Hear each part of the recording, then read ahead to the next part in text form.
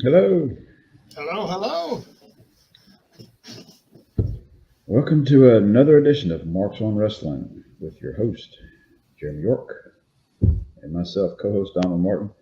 Today we're going to be doing a review on WrestleMania 5 that was submitted by Nick, and I'll butcher his name, Apaluski. Apaluski. That's what I'm thinking. I apologize if we got your last name wrong, but anyway, this is a review we've had for a little while. We just had so much going on with WrestleMania 40 coming. Now that it's over, we can get back to doing this request and all. So, how are you today, Jeremy? A little tired. As you can tell, I got a bit of laryngitis. I had a sinus cold last week, and finally on the uphill of that, still got a bit of a cough. Now it's just a matter of getting my voice to come back. And this is actually my first show since I got sick, and I'm doing a show every day for the next 4 days. Oh goodness, you better be taking some meds or getting cough drops or something. Yeah, well, I just had a cough drop. Get the last of it dissolved. Um, yeah, I've been taking all kinds of medicine for it, and seems to be doing pretty well. But other than that, I feel fine. Um, but those first few days were brutal. Yeah, it's been over a month, and I started getting some sinus stuff really bad. I felt really bad. I was actually at work. Come home and I went to the doctor, got a shot, and within a couple of days I felt good. You know, I'm still dealing with a little bit of sinus stuff, but it's the normal autumn, springtime stuff here. well, for us up here, the weather has been going back and forth between, you know, 60, 70 degrees, and then all of a sudden it's down below freezing. And it just kept going back and forth. Yeah, we haven't been going below freezing, but the temperature change has been evident here also the past couple of weeks. It's been in the 80s, and it drops down into the 60s, 50s. It was a little chilly this morning. I just got off work this morning, and it was a little chilly. We had a house fire right before I was getting off, so I'm still recouping from that. Uh, had to stay. It wasn't that bad of a house fire, but Yeah. Yeah. we Yeah. wound up saving pretty much everything except a few contents. Biggest thing is everybody got out safe. So That's good. So for those that are going to be watching, this is a pre-recorded show. We're doing this on Tuesday morning or Tuesday afternoon, and it'll be airing on Sunday because we both got a little something going on. Um, I didn't realize until the other day that Saturday is going to be Backlash, and yes, I'm only going to be able to watch about half of that. well I'm gonna oh, man, lost my train of thought when I got a message on my phone. Saturday, we're having softball. Saturday, and then Sunday I work. So I got some stuff going on Saturday morning, so I may not be able to watch. What time is it coming on? Is it coming on Saturday evening? It's coming on. The pre-show starts at 11 o'clock in the morning for you. Oh goodness. So I'll be able to watch the first couple hours, but I'm not going to get to see the main event because I have to take off no later than 3, preferably 2:30, because I have a 2-hour drive for an investigation that I'm doing that night, and I did not even think about that. That was going to be the night that Backlash was going to be. I really wanted to watch that all the way through because they're in France. Yeah, I didn't realize it was coming up this quick. Seems like only yesterday just a couple weeks ago, WrestleMania 40 was going on. I know. But I just jumped in real quick. And of course, everything that's been going on with Raw and SmackDown, they're doing that draft stuff right now. The whole bloodline continuation thing going on there with Solo and all that stuff. And I really haven't got to sit down and really watch a good Raw. I just watched some of the clips from the two nights of when they were doing the drafts. I do have to say the ones that got drafted from NXT are very well deserved. But I felt like that they could have probably added a couple more, pulled a couple more out, and put them on the main roster. Mm-hmm. Sorry, I'm dealing with an issue right now. But the ones that did get picked, they've earned it. Especially Dragunov. Yeah, I watched a little bit of it last night. Yesterday was a long day at work. I was dead tired yesterday. We got done with everything. I kind of went to bed a little early. I did watch the last part of Raw, I think. Saw a little bit going on. Yeah, Backlash this weekend. I'll get to at least watch it Sunday when I go into work, if I don't get to Saturday. Yeah, I'll watch part of it Saturday. Then I'll probably just watch the whole thing over again Sunday. And then maybe the following week, for the following week, we can do the review.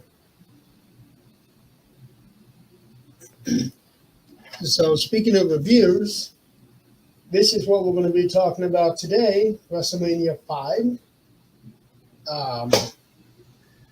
Mega powers collide. Yeah, it was a fun event, but for the time frame, it wasn't like the WrestleManias back then weren't quite as exciting or explosive like today's WrestleManias are.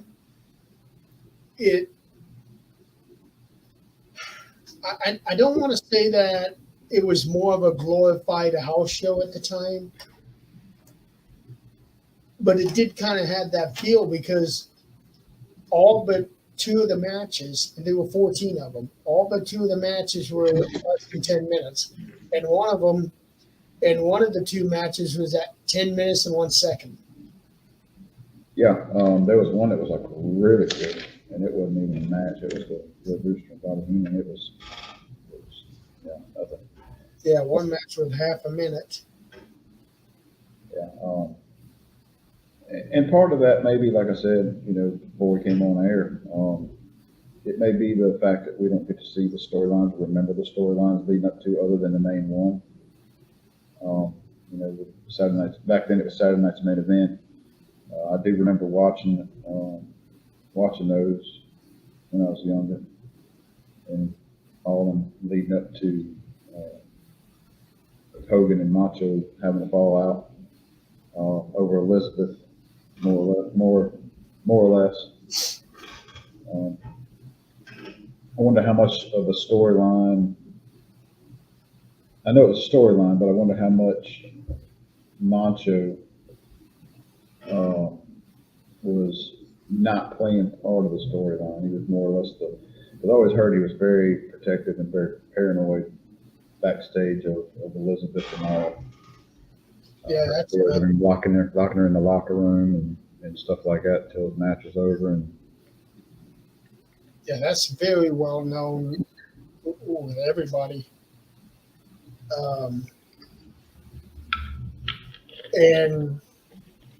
And I remember seeing an interview with Bruce Pritchard where he was talking about the whole thing from all the way back to WrestleMania 4.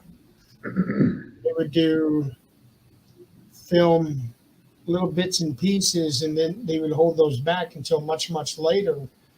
Where it's like Okay, well, now we just discovered this clip, we just discovered that clip, and start putting pieces of the puzzle together.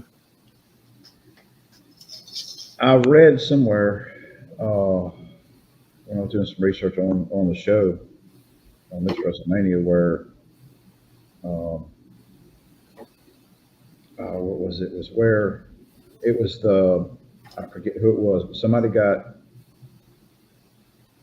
thrown into Elizabeth and land, or maybe it was Macho. Anyway, somehow or another she got hit and knocked down or thrown down or something, and they said that Randy wanted to meet up in the hotel room and just go over that whole thing for hours on end of just the knockdown of Elizabeth. And they were the guy was like, I'm not going to hurt her, man. It's like, come on.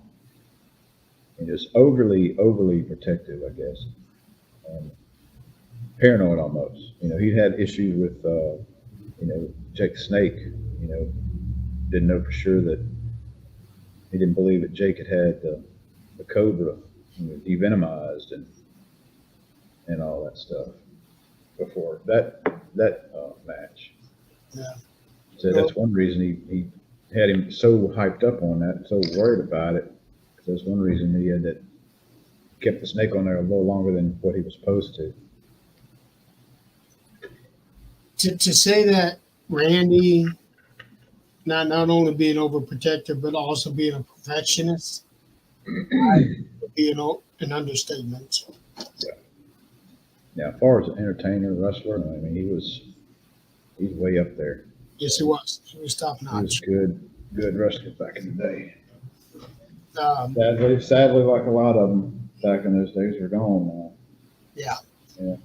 I would say that for WrestleMania V, the Hogan Savage match was probably the second biggest main event WrestleMania had up at that point, behind Hogan and Andre.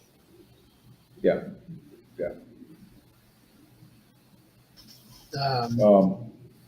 They opened up with is that the one that was in Canada? Is that the one that was in Toronto, or was that 4? The one that was in Canada was the following year, WrestleMania. Okay, that was 6. That was Hogan and Warrior. Yes. And so this is the one where they had at that time the WWE Women's Champion Rockin' Robin sing the national anthem. It's like, I mean, kudos to her for getting up there and doing it, but it wasn't a great singing performance, I'd say. Not great, but not terrible either. No. It made me wonder why they chose her instead of getting musical performers, because they had Gladys Knight the year before that, and they had Aretha Franklin in WrestleMania 3. It might have been something along the lines of they had somebody booked and then canceled last minute. It's like, oh, we got to have somebody out there. It could be, and I've looked, but I hadn't been able to find anything on that. But they did have musical performance by Run DMC. Hey.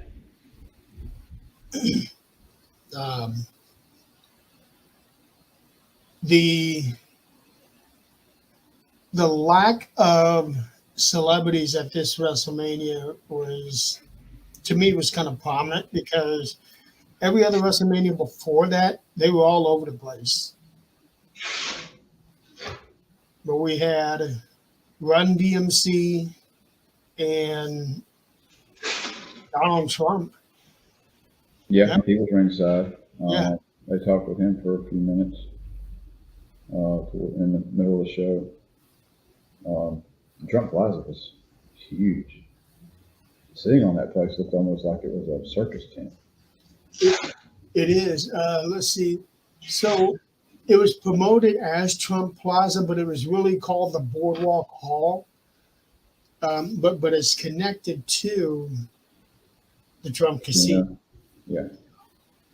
And another thing that's real significant about this place is that this is the first and only time they've done back-to-back WrestleManias at the same location, which I thought was pretty cool. The way that they had the layout for the arena, I thought was really, really good. The way that they had the lights strung up, the way that they had the the logos placed, where the commentator booth was at. Because when you look at everything on this side of the arena is the entrance. They come out. Here's the ring, and over here is where the commentators were. Right. So they could see them as they came out. Right. And the commentary between Jesse and Gorilla, I think, is very underrated for this event. It may not have been like how Gorilla and Bobby were at the Royal Rumble 92 and WrestleMania 8. Mm-hmm. But I think the commentary work on this particular one is right up there. Yeah, they always did really good together. One of my favorite commentators always going to be JR. Just because I grew up listening to him, on Mid-South and in the old days, Now, I always liked Vince and Jesse. Back when Vince was, the good guy, the babyface announcer, and you had the whole experience that. You had the old Jack Tunney, was the general manager, the owner, president, whatever, they threw him in their ass. And they said that a few times on the show at WrestleMania V. Jesse did. Yeah.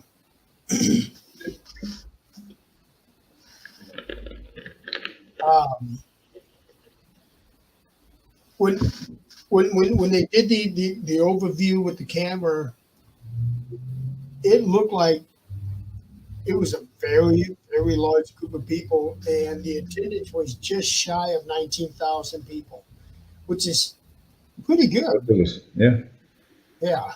It seems, relatively small compared to, these days. It is. But back then, wow, that was a real good crowd. Yeah, I noticed a big difference because as soon as that was over, on Peacock, I was watching that, and as soon as that was over, I started watching 6. And the difference in the setting and the atmosphere was so much different. It was like this. 5 was kind of, for what it was good, but it was kind of smaller, older looking compared to 6, where it was like these spotlights everywhere and just like huge arena. Just really amped up compared to 1 year prior.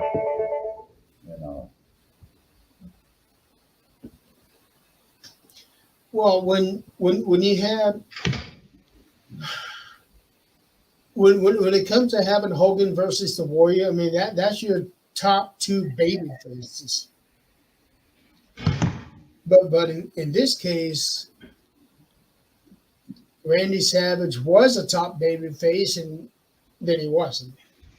Right, he turned the heel pretty quick on one of the main events when he hit Hogan backstage after Elizabeth got knocked down, and Hogan carried her out to the back and left Macho in the ring defending against 2 guys, and that whole scenario, him come back there and just started going after Hogan and blaming the accident on him, and then pulling out the you're just after my title and blah blah blah. And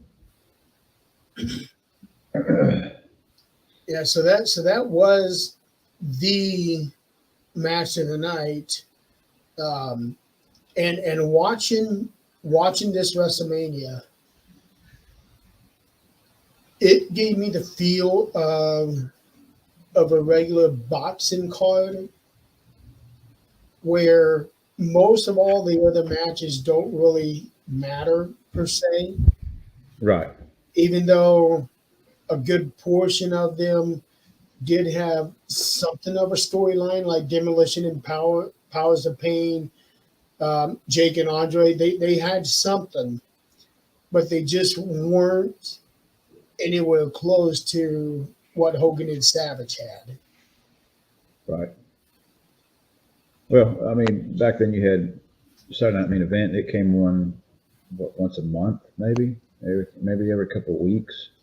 I I don't remember exactly, but it wasn't like you got it now where it's 2 shows a week, 3 shows to count it NXT. So it's definitely a lot more time to build up storylines over the course of a couple of weeks, as opposed to back then where you didn't have as much airtime. Okay, here it is. This was not Saturday night's main event. It was called the main event. So this was like Saturday night's main event, but different. And this one here, they just had this one here once a year. Mega Powers versus the Twin Towers. So that was when all of that blew up. And ironically, If I remember right, that bleeds over from Survivor Series. If I remember correctly. yes. Yeah, it leaked over from Survivor Series and the Royal Rumble because the Twin Towers eliminated Hogan. And then Hogan eliminated the Boss Man. And this is all after Hogan dumped Savage accidentally. Right. And you kind of see, stuff like that happen. It's like, all right, now they're fixing to build something up between them two. It's like, oh, they're fixing to get into it, and that's goes par for tag teams that wrestle for so long, that are not, they didn't come in as tags. They joined up and became a tag, and one turns on the other, and then you have them two fighting each other. It's kind of like Jey Uso and Jimmy and Jay. Yeah. It just kind of falls into that regular routine of betrayal. It was Marty Jannetty and Shawn Michaels did the same thing. Okay, Saturday night's main event, they just did it randomly. First, it seemed like they were doing it every quarter. Then there was 1 month where it had 2 of them. Then it's every other month. They just did them at random. Then they went 14 years without having one.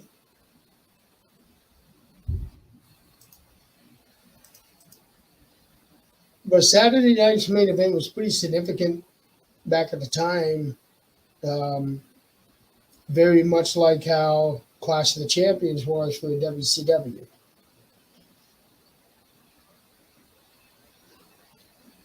But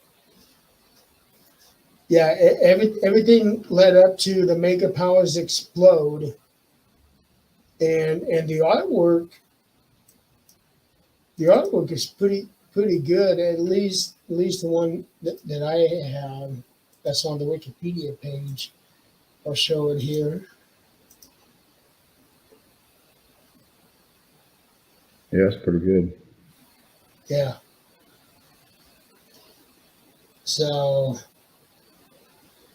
and they had always done really good artwork for their big events, I thought. Let me pull that up. So Rock and Robin started out with America the Beautiful. Um, Jesse and Gorilla were the commentators, like they always had been for the big events. And then I actually forgot about this, but Tony Schiavone was one of the backstage interviewers. Yeah. When they announced his name, I was like, "Oh crap, it's Tony Schiavone." I knew that he was there for SummerSlam '89, and he was also commentating for the 1990 Rumble. But I had forgot about him being here for WrestleMania. Yeah, it's kind of funny, watch some of these old shows, and you see some of these guys that are in wrestling that may or may no longer be with WWE, and or went to different routes, different organizations, and even the wrestlers, you know, even the wrestlers, with different personas, different gimmicks, and all back in the day. I did some research on Terry Taylor after that, and seeing him. I mean, he was at WWF at the time. He was in and out. He was with WCW and these small organizations, and he'd come back to WCW, or he'd come back to WWF. He did it like several times, different organizations. I think he did it finally retired. more times than anybody else. Yeah. So there's a lot of stories about him. He just never stuck around anywhere for long. So WrestleMania 5 opened up with Hercules and King Haku. Yes. On paper, it seemed to be a run-of-the-mill match, but when you think about WrestleMania, and nowadays they make a big deal out of what match is going to open up the event, and they probably still did then. We want to make sure you have the right match to start everything off. And after looking at all of these matches, I think that one probably was the right match to open up. And Hercules got a big pop from the crowd. He did. He come in swinging that big chain around, cleared the ring, and then started the match off. That match. Let's see if I can bring it up. That match was 7 minutes long, and this is where the commentary actually made me laugh. When Haku had Hercules in a bear hug, and he didn't have it quite like he should have, and Gorilla was talking about that. And Jesse said, "What do gorillas know about bear hugs?" And he said, "Gorillas know a lot about bear hugs." He said, "Not without missing a step." Yeah, you got a good commentator. You get a good pair there when they can just feed off each other that quick. Yeah. They were great together. And Hercules and Haku was a really good match. And the first 4 matches that Bobby Heenan was coming out for. Yeah, he was out there quite a bit. You have a lot of managers, valets coming out during that time. Is this the? And the intro music that Hercules has that big sound, that Roman, almost Olympic song for him, which was perfect for him. And Haku, I think, came out to the kind of music that Jerry Lawler used for his. I'm thinking Hercules, if I remember right, he was billed as Hercules Hernandez He was. early on in his career. Yep. Yeah, he was Hercules Hernandez, and then he just dropped the Hernandez part. And that was probably, I don't know if he was Hercules Hernandez at WWF or he dropped it when he came over. No, he was Hercules Hernandez because that's how they introduced him in WrestleMania 2. He was tied in with Million Dollar Man at one time, if I remember right. At some point, he was, yes. Maybe before Virgil was around. Something to do with Bobby Heenan selling Hercules to Ted DiBiase like a bodyguard, Yeah. and Hercules didn't take too kindly to that.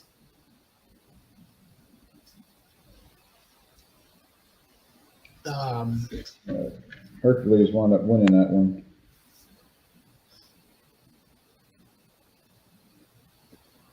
Hercules ended up becoming Power and Glory with Paul Roma.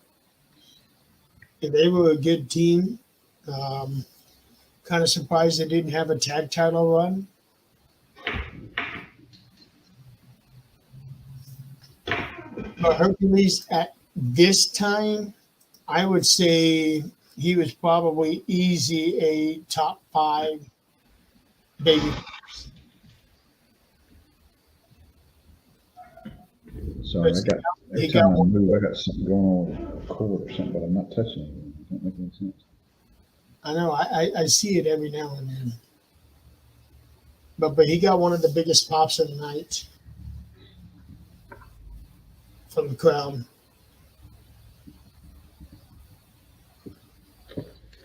Your second match, you got the Rockers versus the Twin Towers.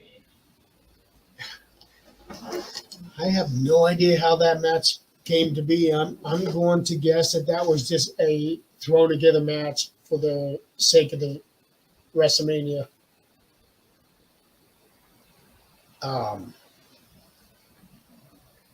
Because you had 2 of the biggest guys on the event taking on 2 of the smallest guys on the event. Oh, I put a note on here. And when I wrote these notes, I wrote them, a couple weeks ago. So I'm having to decipher what I wrote. The Twin Towers, Big Boss Man Hakeem. Hakeem was,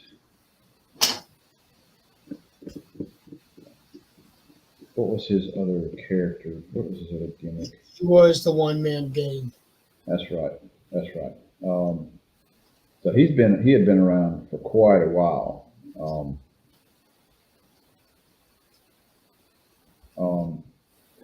And I think I remember reading somewhere where they gave him that gimmick and he was trying to make it work, and he just kind of did his whole dance routine and kind of comedy, to his character, and I got a note here. It says clothesline from, I'm guessing from Hakeem to Shawn Michaels, and Shawn Michaels, he sold that thing like big time. When he hit him with that clothesline, I thought he took his head off. Yeah, a lot of people thought he killed him. Yeah, that was like, oh my God, that was brutal. And that was really payback for when it was Shawn and the Boss Man. Shawn was running around and then he ducked under something or flipped over the Boss Man, and then he turned around and nailed Hakeem. It just happened so fast that he never saw it coming. Yeah, and it goes back to early on with Shawn Michaels, being the good wrestler that he is and able to sell really good. Some of them were way over extreme sales, but he sold that clothesline really well. Mm-hmm. And then Shawn, when Hakeem tagged in, he did this little dance. Then Shawn tried to do the moonwalk. Not bad. I didn't see that one. Yeah, that was towards. I think that was when Hakeem first tagged into the match. Sean did the moonwalk. Not very pretty. So don't do the Michael Jackson thing. Yeah. um, match for 8 minutes. Yeah, 8 minutes, 2 seconds. Match. Yeah, it was an okay match, I guess, but to me, it didn't seem like there was any kind of a story there between them. Nothing going into the event, I don't think. But it was probably put together just to get these guys on the card, which Yeah, and it made, half of the event was like that. yeah, that's what I was fixated for. Like half the event was probably, like not a big, storyline, but it was still in there. Yeah, and back then, nobody knew that Shawn Michaels was going to end up being one of the biggest wrestlers, one of the biggest names. Yeah, he looked a little heavier back then than he, did later in his career. Just, I ain't saying he's overweight or nothing. Just looked like he had a little more pounds on him back during the Rocker phase, at least that match, than he did compared to, the Heartbreak Kid version. Yeah, I think once and Marty broke away from each other, that's when Shawn really started taking better care of himself. Otherwise, there was nothing really about him that look-wise that stood apart. Right, and I think the Rockers is WWF's Vince's take on Rock and Roll Express. No, the Rockers were together before they came to the WWF. They were known as the Midnight Rockers in AWA. Okay, so they just dropped the midnight part of it. Yes. And I wonder if it's a play on Midnight Express and Rock and Roll Express. You got the Midnight Rockers. It could be. Because them two tag teams were going at it for years.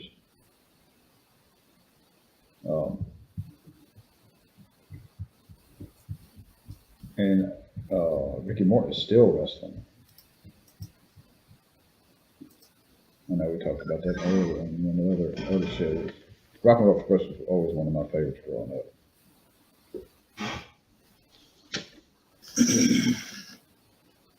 That and the Fantastics. So Twin Towers wound up winning that one.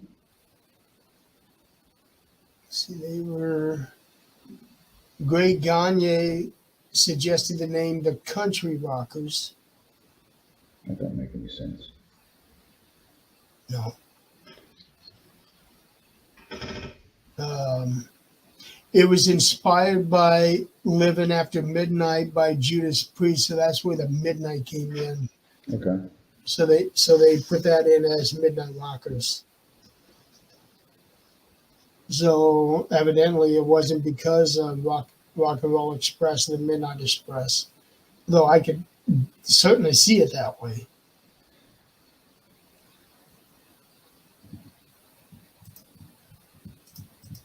But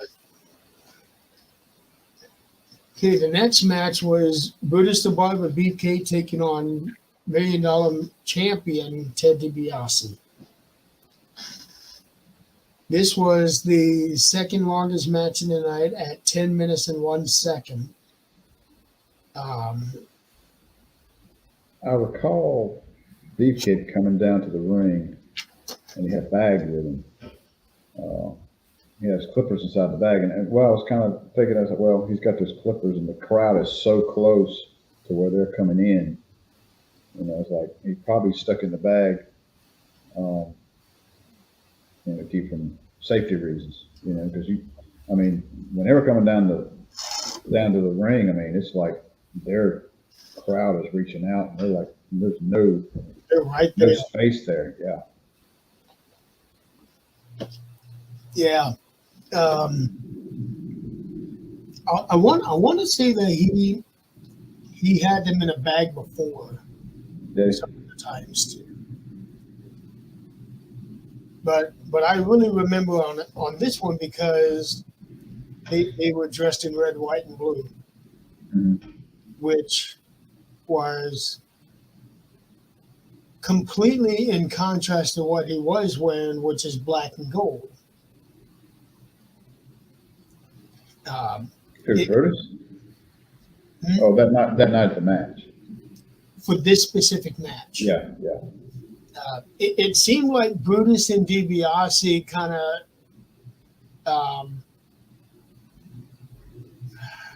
what's that word? They complimented each other. They because Brutus was wearing black and gold, DiBiase was wearing black and gold. Did you notice that? No, I didn't catch that one. Yeah. DiBiase is mainly black with the gold dollar signs Yeah, on the side of this. Well, Brutus was wearing gold tights with the black fishnets on the sides. So it was almost like they planned that thing together. Um, Virgil was there on ringside too, wasn't yeah.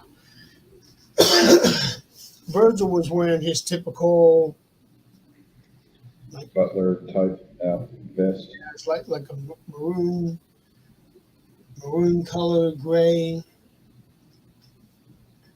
And he was yelling at Howard Finkel when he was doing his introduction to make sure to introduce him as the $1 Million Champion instead of the $1 Million Man. Right. At that point in time, you got that was the whole Hogan and Andre couldn't buy the title, and they put the title up for grabs since he surrendered to Andre or surrendered to the $1 Million Man, and since he couldn't buy one, or since he couldn't buy the World Wrestling Federation title, he made his own, bought his own. And supposed to be all diamonds and solid gold, and I did some research on that not long after that. And there was a couple real diamonds on it, like on the back, but most of it was, cubic zirconia. Yeah, it was 14 karat plated. Yeah, like one step away from being real diamonds. Yeah, they estimated that it cost $40,000. That belt cost $40,000 to make. Which And is thinking money. that's a lot of money. It's a lot of money now, but back then that's a lot of money for a side piece. Yeah. And what I saw more than the other titles did. right, and through the years it has popped back in and out through different storylines and all that. But last I heard that DiBiase actually has that belt. His son gave it back to him after that run, because he had the belt for a little while. Well, LA Knight also had the title as well. Did he? And Cameron Grimes.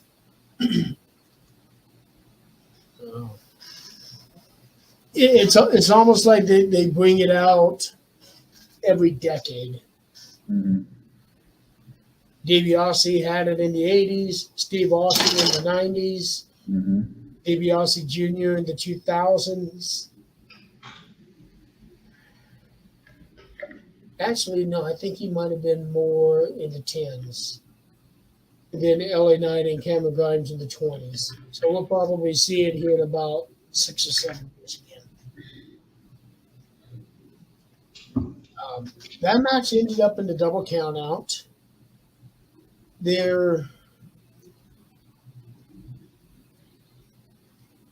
I don't think there was anything really between those two leading up to this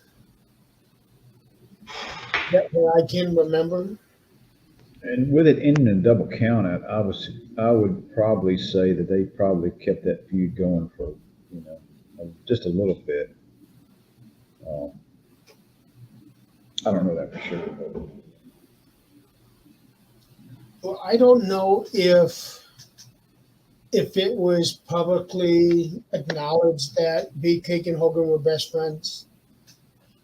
Beefcake and who? Hogan. Okay. I don't know if it was public knowledge that those two were best friends at that time. And if they were, it would make sense for Beefcake to be wrestling DiBiase because of his history with Hogan. Yeah. It's sad, which I think he owns a gym or he does something now. Beefcake does, but I always liked him back in the day. He was one of my favorite, characters that really didn't get a big push. Um, back in the day. Of course, he had issues with the parasailing Yeah. accident, almost took his life, and that kind of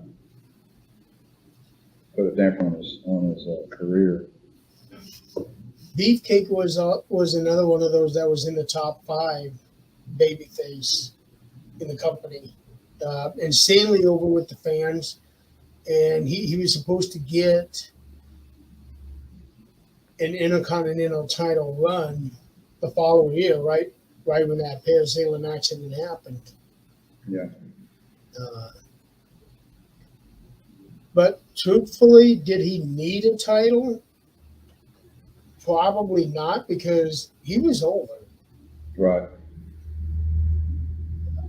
Whether he was a champion or not, the fans really liked him. Yeah, it's funny, it came from because before then he was just called Brutus Beefcake, and there was a match between Adrian Adonis and Roddy Piper.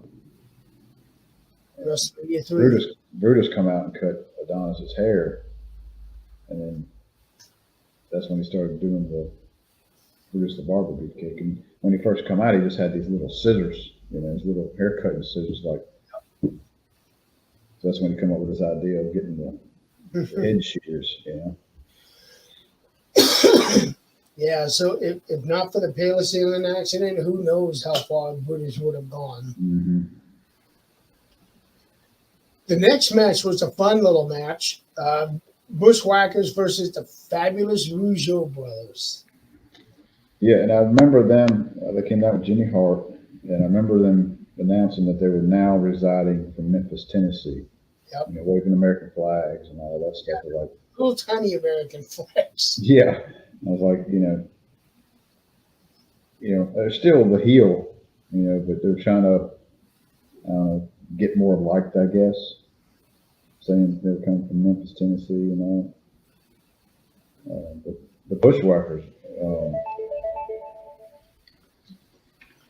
I remember them, at least one of them, maybe somebody else. They were called the Sheep Herders. If I think right, if I'm correct. Maybe somebody else I'm thinking of back in the day. Yeah, they're always a comical group. During their matches and all. What's funny was that at the start of this match, they get in there, they start attacking everybody, pull Jimmy Hart's jacket out. They're getting ready to tear when the Rougeaus come in, go into their corners, and Jimmy Hart runs in to get his jacket. He's caught in the middle. Bushwhackers throw the Rougeaus against each other, sandwiching him, and his jacket goes out flying. So that was a fun visual right there. And it was also this match where when the Bushwhackers were coming down, that was when you notice after all them steps that they come down, then they get on the platform, there's another step that they had to come down, and Butch almost falls down because of that, which we would see that several times throughout the night. but Butch was the first one to trip.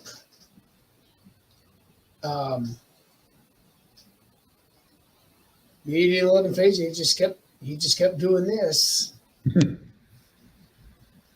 I am really glad that the Bushwhackers were the ones that went over on this one, considering their win-loss record.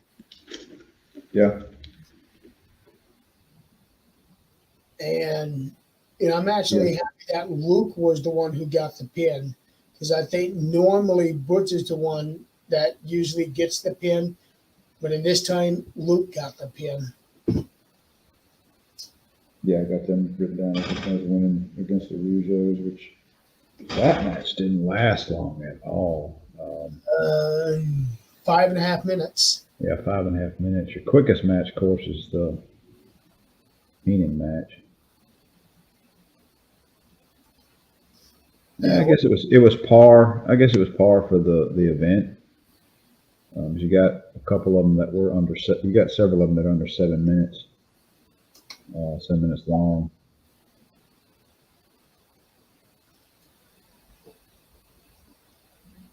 But you got 14 matches on a wrestling card.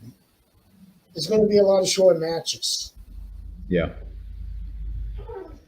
And I don't know.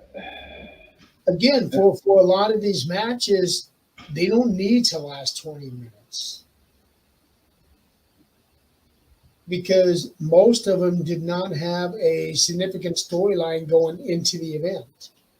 Right. Which was normal for the time. And I guess if you got a short match like that, there's not a whole lot of planning of your predetermined way we're going to lose, or key points in the match. It's like, all right, you're going to get in there and do this at the beginning, and this is the end. You got to figure out the other 2 minutes that you got going on, in the middle of the match. Okay, so the event was 3 hours and 40 minutes. That's 220. You divide that by 14 matches, that's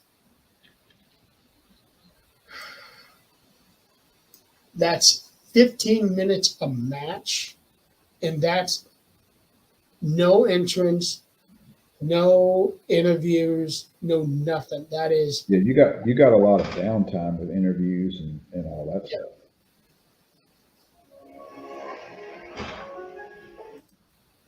So there's going to be a lot of short matches.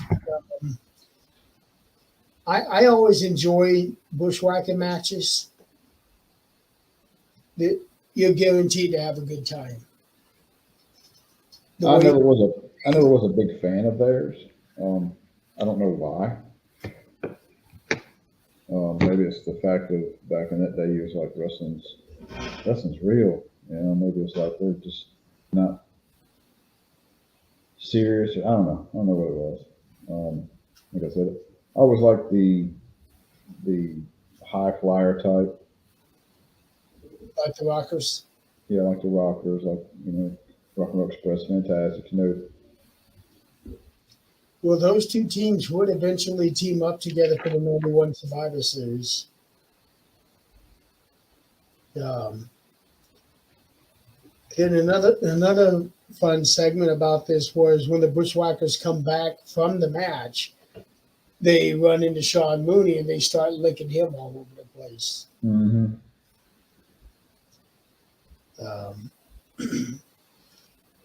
Then after that was what really had all the potential to be probably the best match of the night.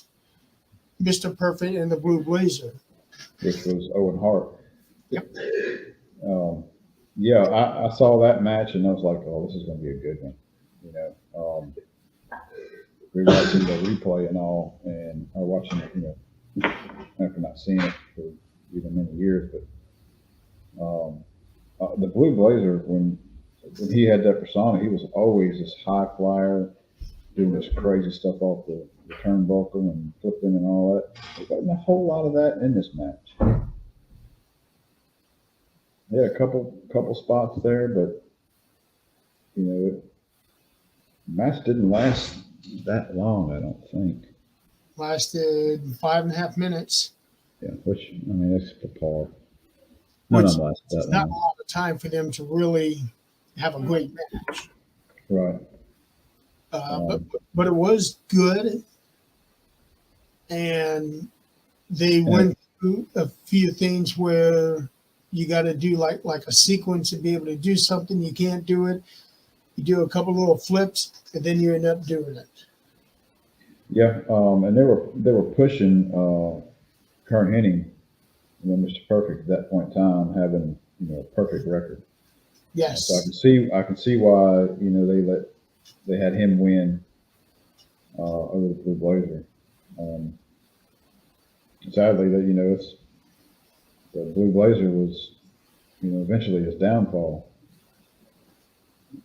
Many years later, uh, I remember that night well. I was coming home when I walked in the room because my uncle was, me and him watched together. And I had just gotten home, and when I walked in, it's like nothing really going on. I was like, "What's going on?" I said, "I know, Owen Hart fell from the ceiling." I was like, "What?"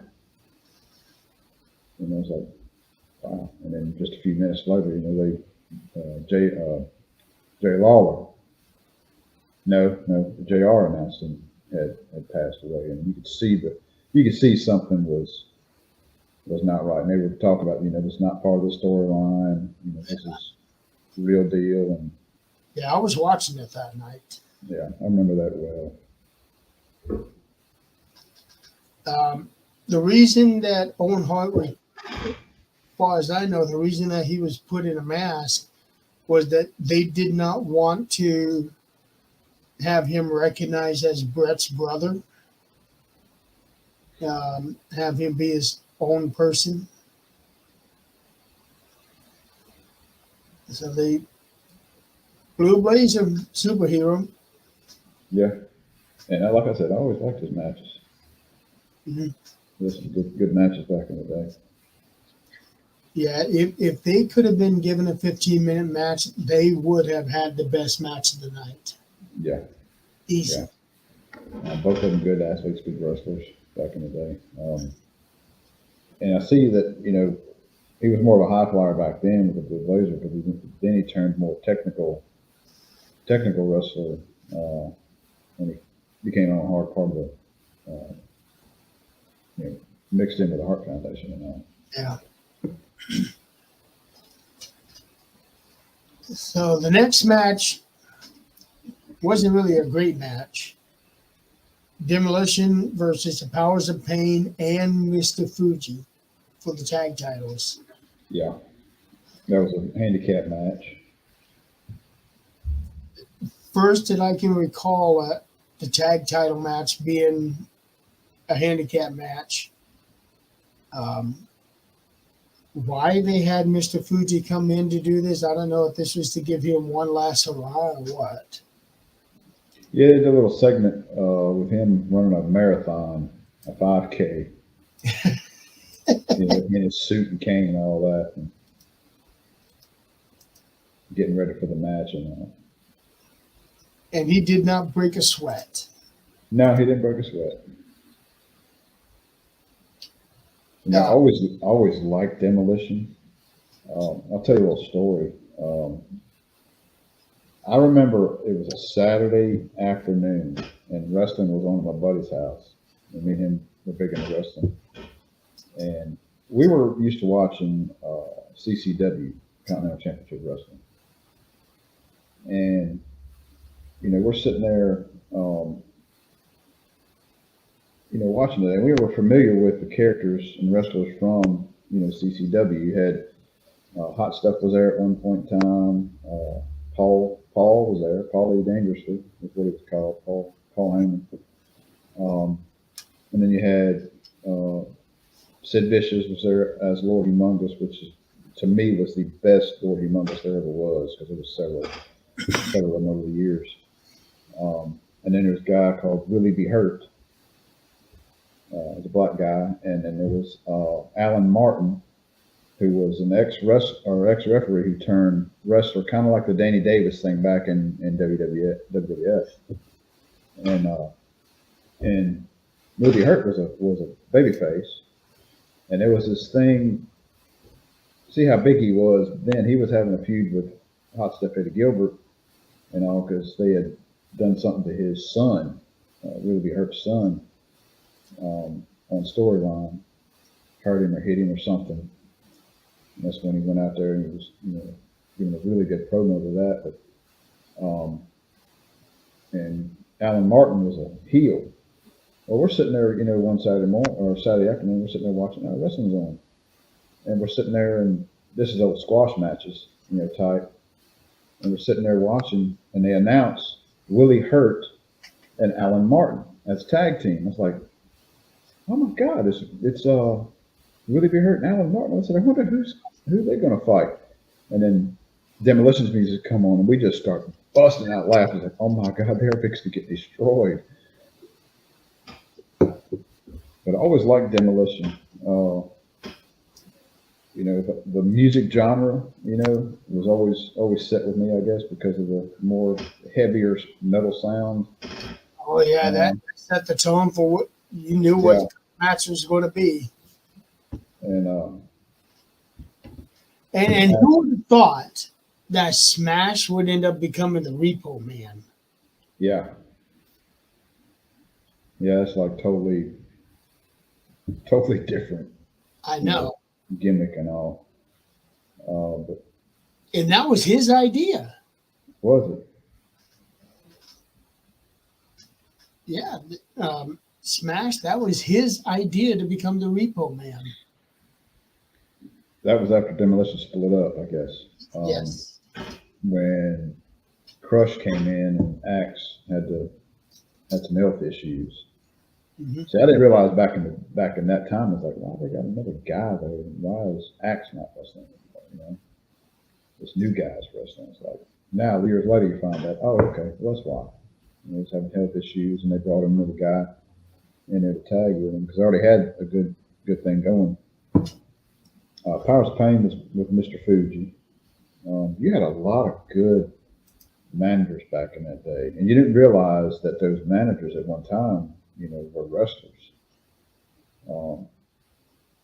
You had Fuji, you had Jimmy Hart, Bobby Heenan, of course, was always the Weasel, was always the big one. Sonny did a little bit for just a little while with LOD. Slick was there. Miss Elizabeth. Yeah, Miss Elizabeth is the big one.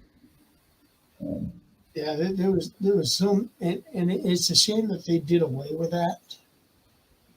Yeah, you don't have that much anymore.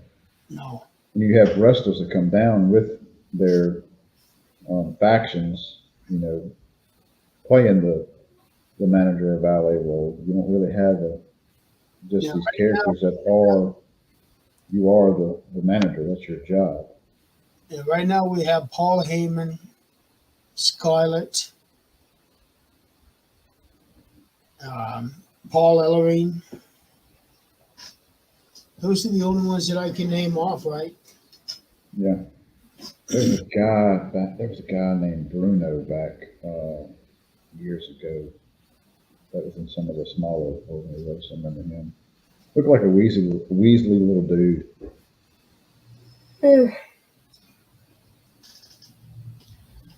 But that match wasn't a very good match. However, Mr. Fuji did do some good things. So he moved around not too bad.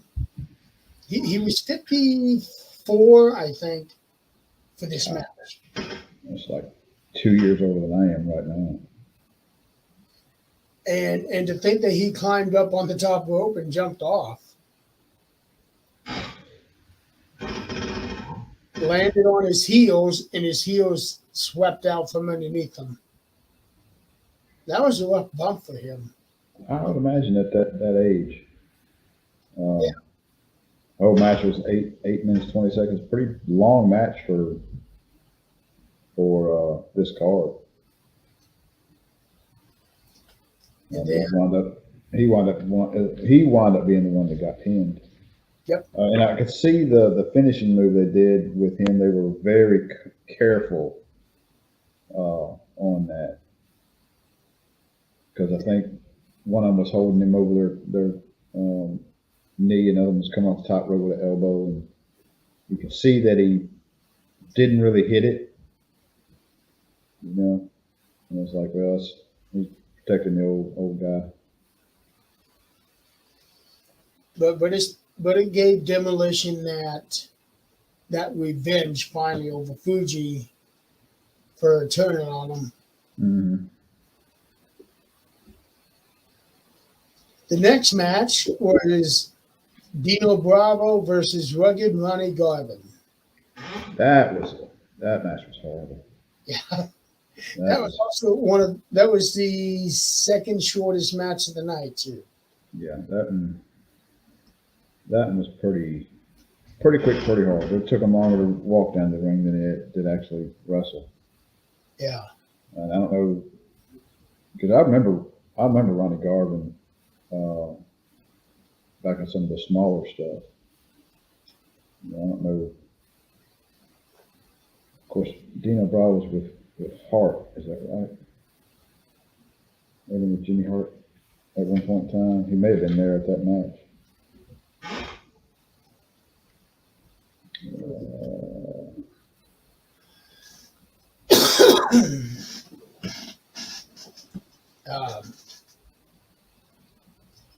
What was interesting about this one here is I think this is the first time. No, it wasn't the first time. Terry Funk was. But it was one of those few moments where a former NWA World Champion showed up at WrestleMania.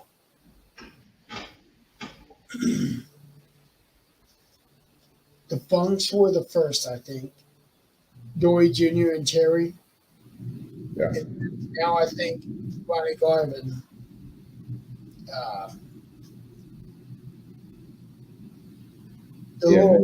Championship wrestling. The little sideways slam finished him off.